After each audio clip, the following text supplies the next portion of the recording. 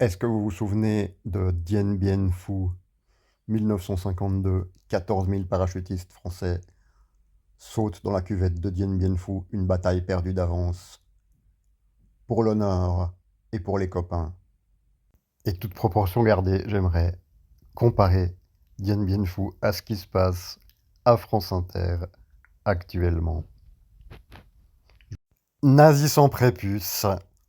C'est une blague qui a fait virer quelqu'un, Guillaume Meurice.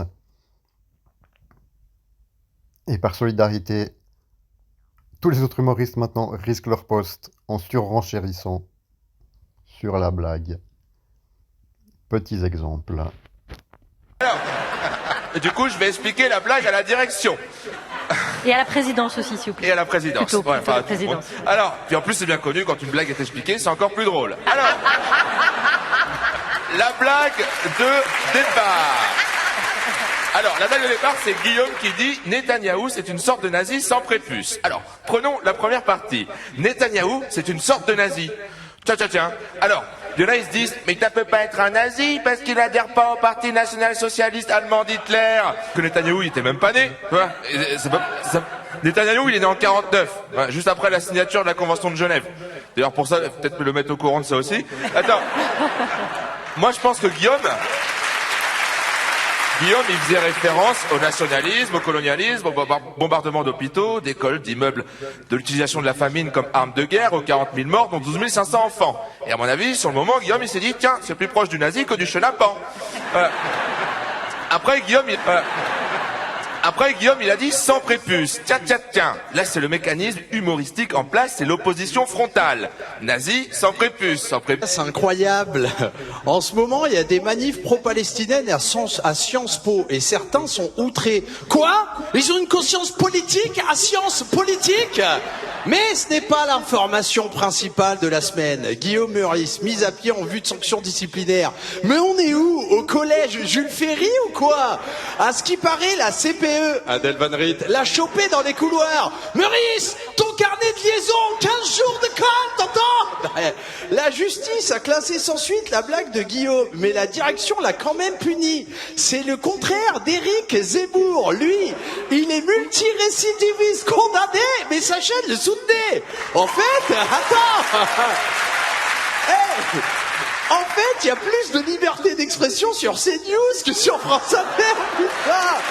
Non, mais les gars, la direction, ils sont là. Oui, nous, tu comprends, c'est l'esprit Charlie. On va titiller les interdits, mais on va rien titiller du tout. Même quand c'est autorisé, tu fais une vanne, on veut te virer. C'est pas l'esprit Charlie, c'est l'esprit Charles Pasqua. On va terroriser les humoristes. Wouh, vanne publique, c'est là, putain. Non, mais perso, je vois pas ce qui est choquant à comparer Netanyahou à une sorte de nazi sans prépuce. Parce que cette phrase, je mets des guillemets, sorte de nazi sans prépuce. Oh, c'est ma dernière chronique en fait. Non, mais attends.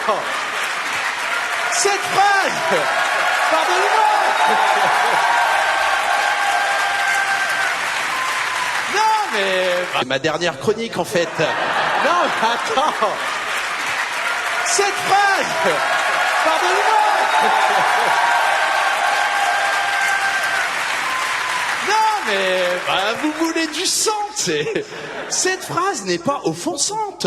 Et je sais de quoi je parle. Moi-même, j'ai pas de prépuce. En tout cas, ce qui est terrible dans cette histoire, c'est que Meurice, cet homme sans gluten, passe pour le méchant et Netanyahou pour le gentil, tu sais, pour la victime. Parce qu'avec ou sans prépuce, Netanyahou, c'est quand même le bad boy dans cette affaire. Le bad boy d'Israël, canaille, un mauvais garçon. Bon, après, faut avoir les références d'Ayam. Mais, attends, même Pablo Escobar, il était choqué. Hola, Bibi, tu dépasses les limites. Despacito, calmate. Suavemente, bésame, que quiero sentir tus labios. Eh oui, un peu de douceur latina dans ce monde de brut, ça fait pas de mal. Bref, je reviens sur la direction de France Inter. J'ai pas fini avec vous. Vous pensez faire peur à qui avec vos menaces de mise à pied? Perso, je suis un arabe en France. J'ai toujours été menacé d'être viré. Et ça depuis ma naissance. J'ai le cuir solide, bordel. J'attends pas de me faire licencier. Je vais faire une Lionel Jospin 2002. Une Jospinade, comme on dit dans le milieu. J'en tire les conclusions en me retirant du service public. Après la fin de l'émission de ce soir. Voilà. C'était ma dernière chronique. On s'est quand même bien marré pendant toutes ces années. Alors, je voulais dire merci, bien sûr, à toute l'équipe pour l'ambiance incroyable durant ces 3... Là, je ne sais pas si vous vous rendez compte de ce qu'il fait, mais chapeau l'artiste. Parce que France Inter, pour lui, c'était l'assurance d'un boulot, d'un revenu. Et le mec, il fait une question de principe de quitter les lieux par solidarité, par honneur. Alors ouais, ils risquent pas leur vie, mais quand même. Je vais appeler ça le Dien Bien Phu des humoristes Baba Bobo. Bravo les mecs, pour la solidarité. C'est devenu trop rare, la solidarité.